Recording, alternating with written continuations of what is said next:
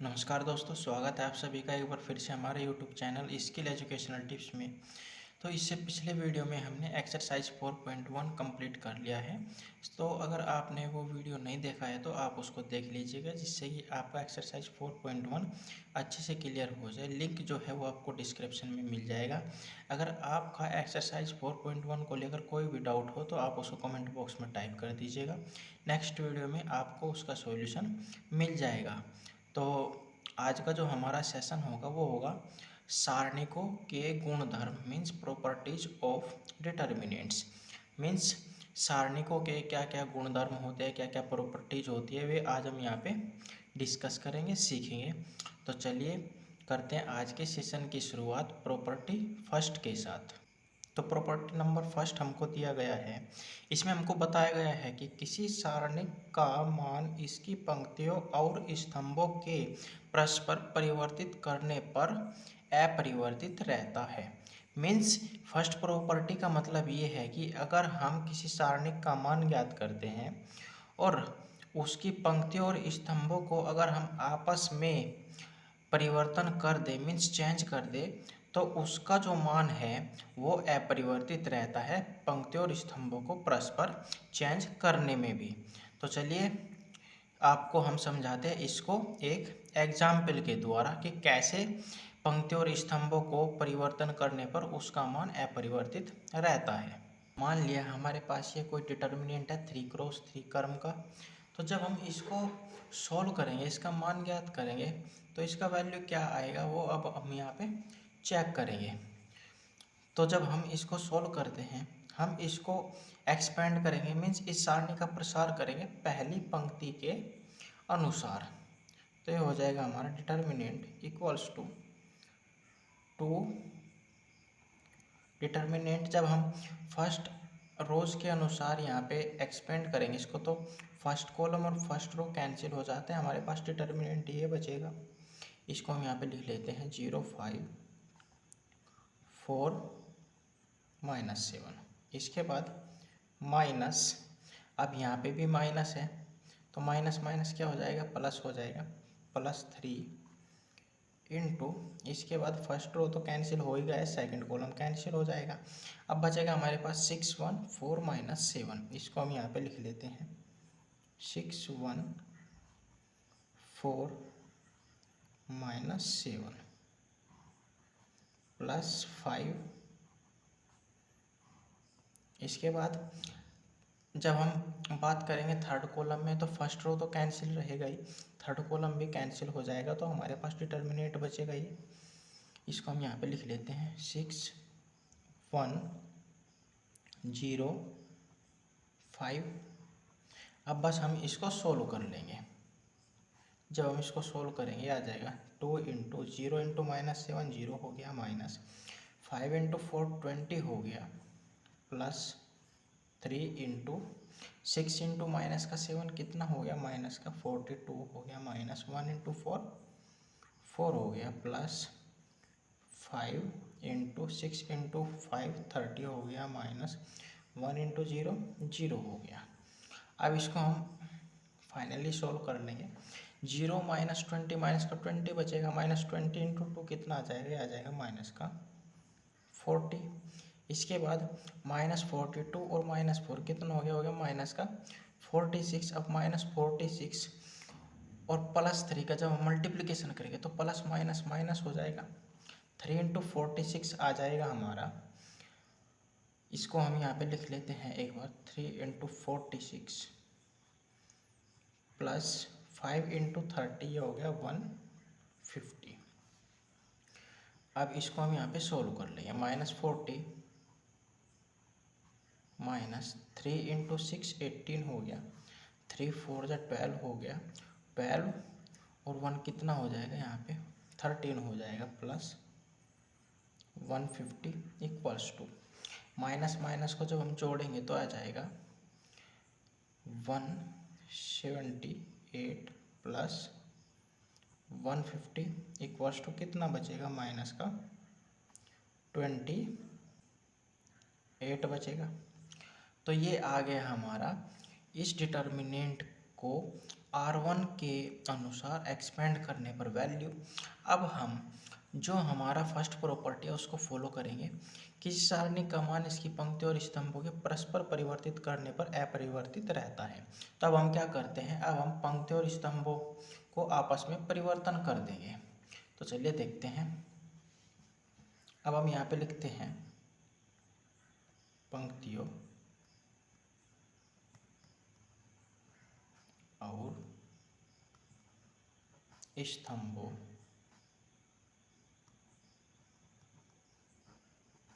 को परस्पर परिवर्तित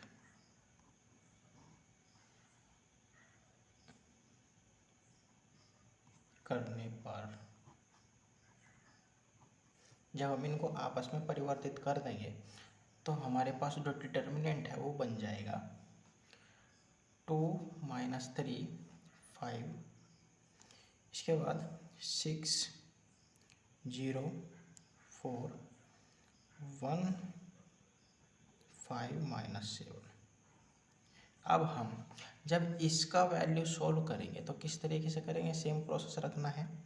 अब की बार हम फर्स्ट कॉलम के अनुसार करेंगे, इसको एक्सपेंड फर्स्ट कॉलम के अनुसार करेंगे तो हो जाएगा 2 × फर्स्ट कॉलम के अनुसार करेंगे तो हमारा फर्स्ट रो कैंसिल हो जाएगा और फर्स्ट कॉलम कैंसिल हो जाएगा। हमारे पास ये बचेगा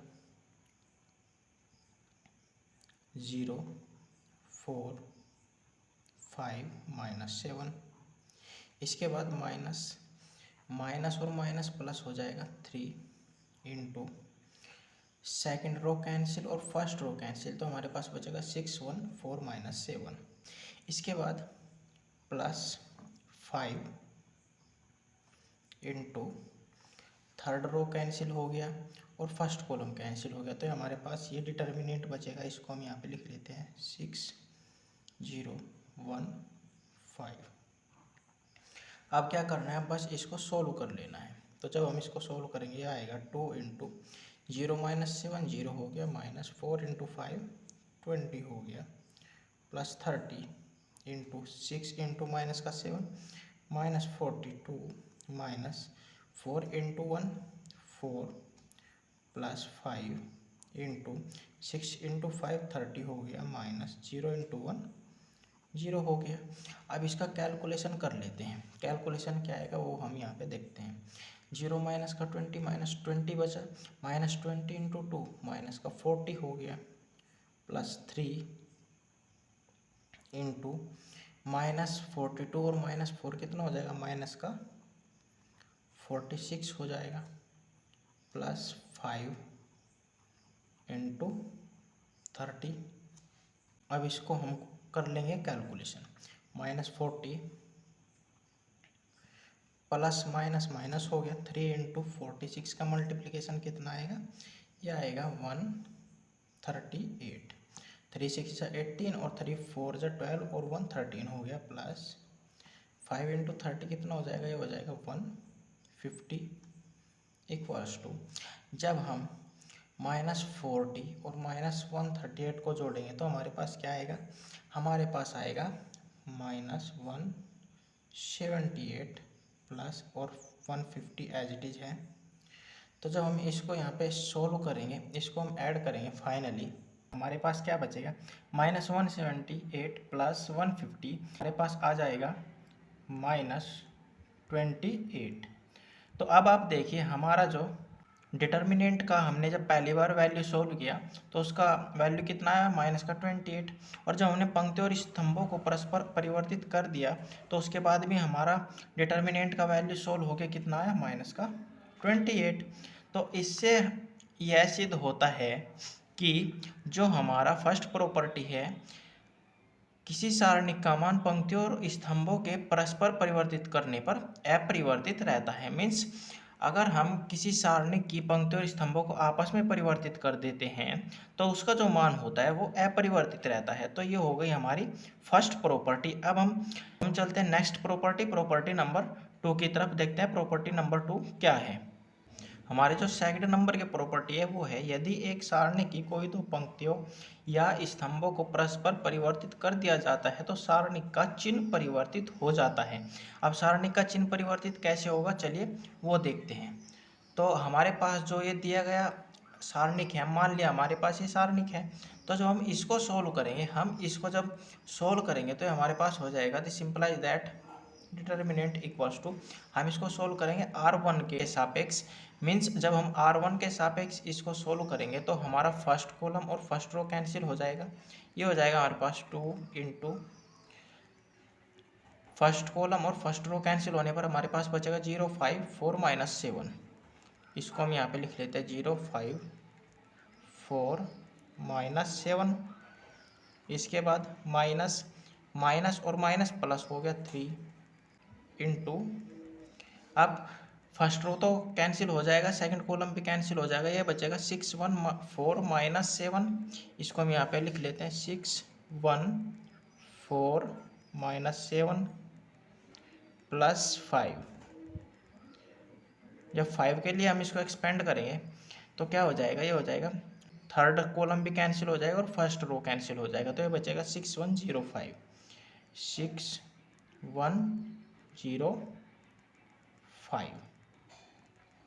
अब इसको हम कर लेंगे सोल्व। अब आपको ध्यान से समझना है, 2 इंटू 0 माइनस 7 0 हो जाएगा, माइनस 5 इंटू 4 20 हो जाएगा, plus 3 into 6 into minus 7 means 6 गुना माइनस 7 कितना हो जाएगा, माइनस का 42 हो जाएगा, माइनस 1 इंटू 4 1 गुना 4 4 हो गया, प्लस 5 इंटू 6 पंजे 30 हो गया, माइनस 1 इंटू 0 0 हो गया। अब क्या करना है, अब बस इसको कैलकुलेट कर लेना है। तो आ जाएगा हमारे पास 2 गुना 0 माइनस 20 बचेगा। अब माइनस 20 गुना 2 कितना हो जाएगा, माइनस का 40 हो जाएगा, प्लस 3 गुना यहाँ पे कितना बचेगा, माइनस 42 माइनस 4 माइनस का 40 हो गया, प्लस 5 गुना 30। इसको जब हम सोल्व करेंगे आ जाएगा माइनस 40 माइनस 3 की गुणा 46 में करेंगे तो ये कितना आ जाएगा, 3 छके 18 होता है, 3 चौके 12 और 1 13, प्लस 5 गुना 30 ये आ गया 150। इसका जब हम सोल्व करेंगे आ जाएगा माइनस 40 और माइनस का 138, ये हो जाएगा माइनस का 178 प्लस 150। जब हम इसको कैलकुलेट करेंगे तो आ जाएगा हमारा माइनस का 28। समझ आया। अब ये तो हो गया हमारा दिए हुए डिटर्मिनेंट का वैल्यू। अब जब इसमें हमको सेकंड जो प्रॉपर्टी है उसमें कहा गया है पंक्तियों या स्तंभों को परस्पर परिवर्तित किया जाए, किन्हीं भी दो पंक्तियों या स्तंभों को। तो अब हम क्या लिखते हैं, अब हम लिखेंगे यहाँ पे, तो अब हमने यहाँ पे लिखा है दो पंक्तियों और स्तंभों को परस्पर परिवर्तित करने पर। तो हमारा जो स्तंभों और पंक्तियों को परिवर्तित करने पर डिटर्मिनेंट बनेगा उसको हम यहाँ पे डिटर्मिनेंट 1 से यहाँ पे इसको शो कर लेते हैं। तो हमारे पास हो जाएगा ये 2 minus 3 5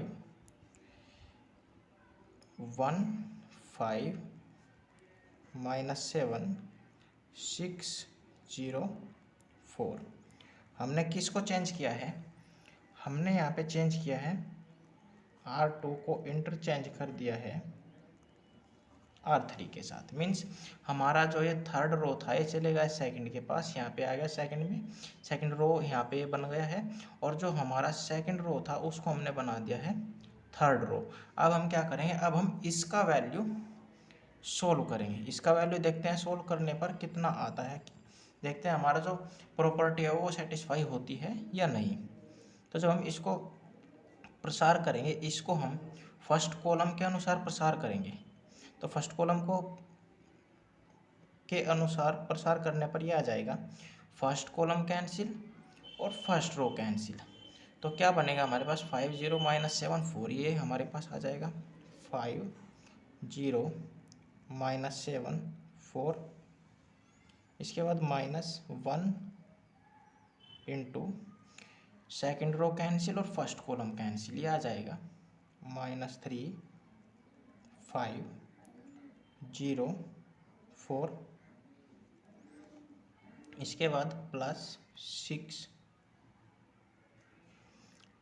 third row cancel first column cancel, ये बचेगा -3 5 5 -7। अब इसको कर लेना है सोल्व। अब आप देखिए ये हो जाएगा 2 इंटू 5 गुणे 4 20 हो गया, -0 - 7 0 हो गया, -1 इंटू -3 गुणे 4 12 हो गया माइनस का, 0 इंटू 5 -0 हो गया, +6 इंटू -3 और -7 माइनस माइनस प्लस हो गया, 3 इंटू 7 कितना हो गया, ये हो गया 21 -5 पंजे 25 हो गया। अब इसको हम कर लेते हैं सोल्व। 20 - 0 20 बचेगा, 20 गुना तो कितना हो जाएगा 40 हो जाएगा, माइनस माइनस प्लस हो गया, 12 गुना 1 12 आ जाएगा, +6 गुना कितना बचेगा 21 माइनस का 25, ये हमारे पास बचेगा माइनस का 4।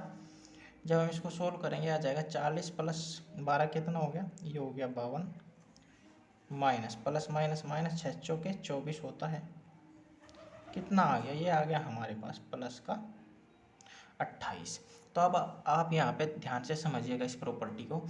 इसने कहा है कि जब हम दो पंक्तियों या स्तंभों को परस्पर परिवर्तित कर देते हैं तो सारणी का चिन्ह परिवर्तित हो जाता है। बिल्कुल ठीक इन्होंने यहाँ पे प्रॉपर्टी में दिया है।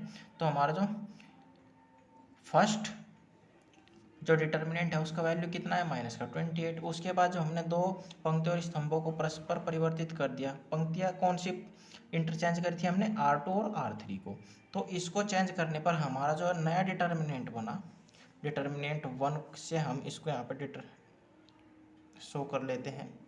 उसका जो वैल्यू आया ये कितना आया है, ये आया है प्लस का 28। अब इफ जो हमारा डिटर्मिनेंट है ये इसका वैल्यू है माइनस का 28 और जो हमारा डिटर्मिनेंट 1 है इसका वैल्यू है प्लस का 28। तो इससे ये प्रूफ होता है कि Δ1 = माइनस डेल्टा, मीन्स हमारा जो Δ1 है पंक्तियों और स्तंभों को परस्पर परिवर्तित करने पर हमारा जो वैल्यू आया है 28 वो इक्वल है डेल्टा मीन्स -28 के। बट जैसा हमको यहाँ पे प्रॉपर्टी में कहा गया है कि सारणी का चिन्ह परिवर्तित हो जाता है, तो हमारा यहाँ पे क्या आया है, ये आया हमारा माइनस का और यहाँ पे आया है प्लस का, तो ये हमारा चिन्ह परिवर्तित हो गया Δ1 का, इसीलिए हमने इसको लिख दिया है Δ1 = माइनस डेल्टा। तो ये हो गई हमारी प्रॉपर्टी प्रूफ। अब हम देखते हैं next property, property number 3। Third property है वो है यदि एक सारणी की कोई दो पंक्तियाँ अथवा स्तंभ समान है, सभी संगत अवयव समान है, तो सारणी का जो मान होता है वो शून्य होता है। अब कैसे शून्य होगा ये हमको देखना है। मान लिया हमारे पास ये डिटर्मिनेंट है 3 × 3 का, यहाँ पे हमारे पास ये डिटर्मिनेंट है। अब आप इसमें देखिए जो हमको थर्ड प्रॉपर्टी में कहा गया दो पंक्तियाँ अथवा स्तंभ समान है और उनके संगत अवयव भी समान है, तो हमने क्या चेक किया कि हमारे पास जो पंक्ति है R1 और जो पंक्ति है R2 ये दोनों इक्वल है। क्यों? क्योंकि इनके संगत अवयव भी समान है, तो इसका मान हम डायरेक्ट क्या लिख सकते हैं, 0 लिख सकते हैं। तो अब हम इसको सोल्व करके आपको दिखाते हैं कि इसका मान शून्य कैसे होगा। देखिए अब आप तो या तो आप इसको डायरेक्ट लिख सकते हो, क्यों? क्योंकि हमारे पास तो हमारा जो डिटर्मिनेंट का वैल्यू है वो कितना हो जाएगा, 0 हो जाएगा। क्यों? क्योंकि हमारे पास जो R1 है, R1 हमारी पंक्ति ये है, जो हमारे पास R1 है वो इक्वल है R3 के, अतः इस डिटर्मिनेंट का मान शून्य हो गया। अब अगर हम इसको इस तरीके से ना करके इसको सोल्व करें तो कैसे होगा ये देखिए। अब आप डिटर्मिनेंट इक्वल्स टू, जब हम इसको प्रसार करेंगे तो हम इसको R1 के सापेक्ष प्रसार करेंगे। R1 है हमारा ये, तो फर्स्ट रो कैंसिल और फर्स्ट कॉलम कैंसिल, तो हमारे पास डिटर्मिनेंट बचेगा ये, इसको हम यहाँ पे लिख लेते हैं 2 2 3 3 -2 into second column cancel first row cancel, तो ये आ जाएगा 2 3 3 3 +3। इसके बाद first row cancel third column cancel, हमारे पास डिटर्मिनेंट बचेगा ये 2 3 2 2। समझ आया। अब इसको क्या करना है, अब इसको सोल्व कर लेना है।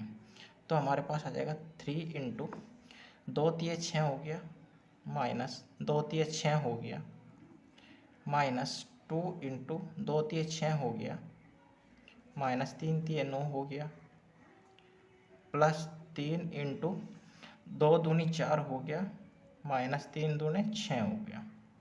इसको हम कर लेंगे सोल्व। 6 - 6 0 हो गया, 0 इंटू 3 0 हो गया माइनस।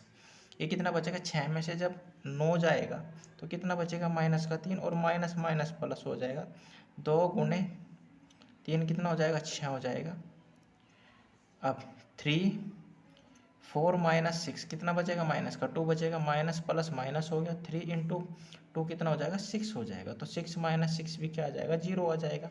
तो आप देख सकते हो कि जो हमारा डिटर्मिनेंट है उसको जब हम R1 के अनुसार R1 के सापेक्ष यहाँ पे एक्सपेंड करते हैं, प्रसार करते हैं, तो हमारा जो वैल्यू आता है वो कितना आता है, 0 आता है। अगर हम डायरेक्ट यहाँ पे प्रॉपर्टी हमको याद होगी तो हम यहाँ पे डायरेक्ट भी लिख सकते हैं। क्यों, क्योंकि हमारा जो R1 है ये R1 है और ये R3 है, ये क्या है, ये दोनों इक्वल है। इनके जो संगत अवयव है वे भी यहाँ पे इक्वल है, अतः इस डिटर्मिनेंट का वैल्यू हम यहीं पे डायरेक्ट 0 रख सकते हैं। तो ये हो गई हमारी प्रॉपर्टी नंबर 3 सेटिस्फाई। अब हम चेक करते हैं कि हमारी 4th नंबर की प्रॉपर्टी क्या है। हमारी जो 4th नंबर की प्रॉपर्टी है वो है, यदि एक सारणी के किसी एक पंक्ति अथवा स्तंभ के प्रत्येक अवयव को एक अचर k से गुणा करते हैं तो उसका मान भी k से गुणित हो जाता है। इसीलिए हम इसको यहाँ पे आपको समझाते हैं एक उदाहरण के द्वारा। माना हमने जो डिटर्मिनेंट है हमारे पास ये है, अब जब हम इसको सोल्व करते हैं तो किस प्रकार से करेंगे, डिटर्मिनेंट इक्वल्स टू ये जो हमारा 102 है, ये इसको हम कैसे लिख सकते हैं, इसको हम लिख सकते हैं 6 इंटू 17, 17 छिक्का 102 होता है। और जो 18 है इसको हम लिख सकते हैं 6 इंटू 3 36 18 होता है। और जो 36 है मीन्स 36 है उसको हम लिख सकते हैं 6 इंटू 6 मीन्स 36। और बाकी दो रोज एज इट इज हमने लिख लिया है इक्वल। तो हमारा जो R1 है उसमें से हम क्या कॉमन कर सकते हैं, उसमें से हम 6 कॉमन कर सकते हैं, मीन्स 6 कॉमन कर सकते हैं। तो 6 कॉमन करने के बाद हमको R1 में मिलेगा 17 3 6, R2 हो जाएगा हमारा 1 3 4 और R3 है 17 3 6। R1 से 6 सार उभयनिष्ठ बाहर करने पर यही हमने यहाँ पे किया है। तो हमारा अब आप देखिए R1 और R3 जो हमारा दो ये रोज है इनका दोनों का संगत अवयव भी बराबर है, अतः इनका जो वैल्यू हो जाएगा वो कितना हो जाएगा, वो हो जाएगा इस डिटर्मिनेंट का वैल्यू 0। समझ आया। तो इसी को ध्यान में रखते हुए यहाँ पे कुछ इंपॉर्टेंट पॉइंट्स है, 2 इंपॉर्टेंट पॉइंट्स है। वो क्या है, वो है इस गुणधर्म के अनुसार हम एक सारणी की किसी एक पंक्ति या स्तंभों से सार उभयनिष्ठ गुणनखंड बाहर कर लेते हैं। वही हमने यहाँ पे आपको बताया है कि जो हमारा 6 है ये क्या है, ये हमारा R1 में, ये आप देखिए यहाँ पे R1 है, इसमें 6 जो था ये सार उभयनिष्ठ था। तो सार उभयनिष्ठ को हमने यहाँ पे बाहर कर लिया है, यही हमने फर्स्ट इंपॉर्टेंट पॉइंट में लिखा है। सेकंड जो हमारा पॉइंट है, यदि एक सारणी की किन्हीं दो पंक्तियों या स्तंभों के संगत अवयव समानुपाती उसी अनुपात में है तब उसका मान 0 होता है। तो आप देखिए यहाँ पे R1 और R3 क्या है, दोनों के अवयव समान हैं, तो इसका वैल्यू कितना हो जाएगा, 0 हो जाएगा। उदाहरण मान लिया, हम इस सेकंड पॉइंट को कैसे समझाते हैं आपको, यहाँ पे डिटर्मिनेंट ले लिया हमने ये A1 A2 A3 B1 B2 B3 K into A1 K into A2 K into A3 equals to 0 हमने लिख लिया। क्यों, क्योंकि पंक्तियाँ R2 और R3 क्या है, समानुपाती है। तो ये हो गया हमारा प्रॉपर्टी नंबर 4 भी सेटिस्फाई। अब हम सेटिस्फाई करते हैं प्रॉपर्टी नंबर 5। तो प्रॉपर्टी नंबर 5 है हमारा, यदि एक सारणी की एक पंक्ति या स्तंभ के कुछ या सभी अवयव दो या अधिक पदों के गुणनफल के रूप में व्यक्त हों तो सारणी को दो या अधिक सारणिकों के योगफल के रूप में व्यक्त किया जा सकता है। मीन्स हमको यहाँ पे कहा गया है एक पंक्ति या स्तंभ के कुछ या सभी अवयव दो या अधिक पदों के गुणनफल के रूप में व्यक्त हो तो सारणिक को दो या अधिक सारणिकों के योगफल के रूप में व्यक्त किया जा सकता है, जैसे कि हमने यहाँ पे व्यक्त किया हुआ है। अब जब हम इसको आगे आपको प्रूफ करके दिखाएंगे कैसे हम व्यक्त कर सकते हैं तो आपको समझ आ जाएगा। तो हम कहाँ से स्टार्ट करेंगे, हम स्टार्ट करेंगे लेफ्ट हैंड साइड से। तो हमने ये लेफ्ट हैंड साइड यहाँ पे लिख लिया है। लेफ्ट हैंड साइड जो है हमारा, अब हम इसको एक्सपेंड करेंगे R1 के अनुदिश। तो R1 के अनुदिश एक्सपेंड करने पर हमको क्या मिलेगा, R1 के अनुदिश प्रसरण करने पर मीन्स एक्सपेंड करने पर हमको मिलेगा डिटर्मिनेंट इक्वल्स टू, जब हम A1 प्लस अल्फा 1 को यहाँ पे लेंगे तो फर्स्ट कॉलम और फर्स्ट रो कैंसिल हो जाएगा। तो ये हो जाएगा A1 प्लस अल्फा 1 इंटू ये कैंसिल तो हमारे पास डिटर्मिनेंट बचा ये B2 C3 minus C2 B3, वही हमने यहाँ पे लिखा है। मल्टीप्लिकेशन में आप आगे पीछे लिख सकते हो, इससे कोई प्रॉब्लम नहीं है। माइनस A2 प्लस अल्फा 2, ये कैंसिल और ये कैंसिल तो बचेगा B1 into C3 minus C1 into B3 plus A3 plus alpha 3, ये कैंसिल तो बचेगा ये B1 C2, ये हमने यहाँ पे लिख लिया माइनस C1 B2। तो ये हो गया हमारा डिटर्मिनेंट को एक्सपेंड करने पर। अब इसका वैल्यू क्या आएगा वो देखते हैं। तो जब हम A1 का मल्टीप्लिकेशन इस कंप्लीट ब्रैकेट के साथ करेंगे तो हम यहाँ पे लिखेंगे A1 into B2 C3 minus C2 B3 minus A2 B1 C3 minus B3 C2, ये ब्रैकेट ले लेंगे अब की बार हम, प्लस A3 इंटू A3 का मल्टीप्लिकेशन कर देंगे इस ब्रैकेट के साथ B1 C2 minus B2 C1, ये हमने A1 A2 A3 क्रम के अनुसार यहाँ पे लिखा है, प्लस लैम्डा 1 हमारे पास ये है, इसका मल्टीप्लिकेशन कर देंगे हम यहाँ पे B2 C3 minus C2 B3 minus lambda 2 into lambda 2 का मल्टीप्लिकेशन हो जाएगा यहाँ पे B1 C3 minus B3 C1 plus lambda 3 का मल्टीप्लिकेशन भी इस ब्रैकेट के साथ हो जाएगा B1 C2 minus B2 C1।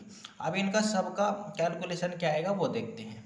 इनका कैलकुलेशन करते हैं तो क्या मिलेगा हमको, केवल सभी value A B C lambda में ही मिलेगा। तो हम क्या करते हैं, हमारे पास जो प्रूफ करने के लिए जो हमारा प्रॉपर्टी है उसको सेटिस्फाई करने के लिए हमको राइट हैंड साइड लेके आना है। तो कैसे लाएंगे देखते हैं। तो हमारे पास जो ये A1 alpha 1 A2 alpha 2 A3 alpha 3 का मल्टीप्लिकेशन करने के बाद हमारे पास आया, उसको हम क्या करते हैं, इसको हम पदों को व्यवस्थित करते हैं। तो पदों को व्यवस्थित करने पर किस प्रकार से बनेगा हमारा, ये हमारा बन जाएगा A1 A2 A3, ये हमने यहाँ पे एज इट इज लिख लिया है B1 B2 B3 C1 C2 C3 plus alpha 1 alpha 2 alpha 3 B1 B2 B3 C1 C2 C3। तो ये हमारा बन जाएगा पदों को व्यवस्थित करने पर, और ये इक्वल आया है हमारा किसके, राइट हैंड साइड के। इसी प्रकार हम दूसरी पंक्ति व स्तंभों के लिए हम गुणधर्म 5 का सत्यापन कर सकते हैं। मीन्स हमारी जो दूसरी पंक्ति और स्तंभ है इसके लिए भी हम प्रॉपर्टी नंबर 5 को सेटिस्फाई कर सकते हैं। तो ये हो गया हमारी प्रॉपर्टी नंबर 5 प्रूफ। क्यों, क्योंकि हमारा लेफ्ट हैंड साइड इक्वल आ गया राइट हैंड साइड के। अब हम सेटिस्फाई करते हैं प्रॉपर्टी नंबर 6। प्रॉपर्टी नंबर 6 हमको दिया गया है यहाँ पे, यदि किसी सारणी के किसी पंक्ति या स्तंभ के प्रत्येक अवयव में दूसरी पंक्ति या स्तंभ के संगत अवयवों के समान गुणजों को जोड़ दिया जाता है तो सारणी का मान वही रहता है। अर्थात यदि हम Ri को चेंज कर देंगे Ri प्लस के Rj में, या Ci को चेंज कर देंगे Ci प्लस के Cj का प्रयोग करें तो सारणी का मान वही रहता है। कैसे रहता है, मान लिया हमारे पास ये डिटर्मिनेंट है, डेल्टा 1 जो हमारा डिटर्मिनेंट है वो हमारा इस प्रॉपर्टी को फॉलो करने के बाद आया है, जहाँ डेल्टा 1 संक्रिया R1 को चेंज किया है हमने R1 प्लस के R3 के प्रयोग द्वारा प्राप्त होता है, तब हमको ये प्राप्त होता है ये ऑपरेशन फॉलो करके। अब संक्रिया जब हम R1 प्लस के R3 अप्लाई करेंगे तो क्या आ जाएगा हमारे पास, delta 1 equals to A1 B1 C1 A2 B2 C2 A3 B3 C3 plus K C1 B1 C1 K C2 B2 C2 K C3 B3 C3। अब ये कहाँ से आया ये आपको समझना है। अब आप देखिए जो हमारा R1 है, R1 क्या है हमारे पास, ये है, ये तो है ना R1। अब हमने चेंज क्या किया है, R1 प्लस के R3 में चेंज किया है हमने। तो R1 प्लस के R3 को जब हम चेंज करेंगे तो हमारे पास क्या बनेगा, ये बनेगा। अब आपको यहाँ पे ध्यान से समझना है इस डिटर्मिनेंट के लिए, जब हम R3 में K से मल्टीप्लिकेशन करेंगे तो क्या बनेगा, ये बनेगा K C1 K C2 K C3, और चेंज किस में करना है, R1 में। तो R1 में हमने यहाँ पे चेंज करके लिख लिया है। और ये प्रॉपर्टी किसके द्वारा आई है, ये हमारा प्रॉपर्टी नंबर 5 को फॉलो करके आया है। तो इसीलिए हम लिख सकते हैं डेल्टा, ये किसका वैल्यू है, ये हमारे पास डेल्टा का वैल्यू, प्लस इसका मान क्या है, 0 है। R1 R3 संपाती है, इसीलिए हमारा हो जाएगा डेल्टा के equal, this implies that delta equals to delta 1। तो यही हमको यहाँ पे प्रूफ करना था, जो हमने प्रूफ कर लिया है। अब इसके कुछ इंपॉर्टेंट पॉइंट्स है, 2 इंपॉर्टेंट पॉइंट्स है, वो आप नोट कर लीजिएगा। तो क्या है वे इंपॉर्टेंट पॉइंट्स, चलिए देखते हैं। तो हमारा जो फर्स्ट इंपॉर्टेंट पॉइंट है वो, यदि सारणिक डेल्टा में RI को चेंज करते हैं कि RI या CI चेंज हो जाएगा के CI के प्रयोग से प्राप्त सारणिक डेल्टा 1 है, तो delta 1 equals to K into delta होगा। बिल्कुल करेक्ट बात है। यदि एक साथ RI प्लस KRJ जैसी संक्रियाओं को एक से अधिक बार प्रयोग किया गया हो तो ध्यान देना चाहिए संक्रिया से प्रभावित पंक्ति का अन्य संक्रिया में प्रयोग नहीं होना चाहिए। ठीक इसी प्रकार की प्रक्रिया स्तंभों की संक्रियाओं में भी प्रयोग की जाती है। मीन्स अगर हम क्या करते हैं, अगर हम RI को चेंज करते हैं RI प्लस KRJ से, और ये संक्रिया एक से अधिक बार प्रयोग किया गया हो, तो हमको ये ध्यान रखना होगा कि इस संक्रिया से प्रभावित पंक्ति का अन्य संक्रिया में प्रयोग नहीं होना चाहिए। और ये ही प्रोसेस हम कॉलम्स के लिए भी अप्लाई कर सकते हैं।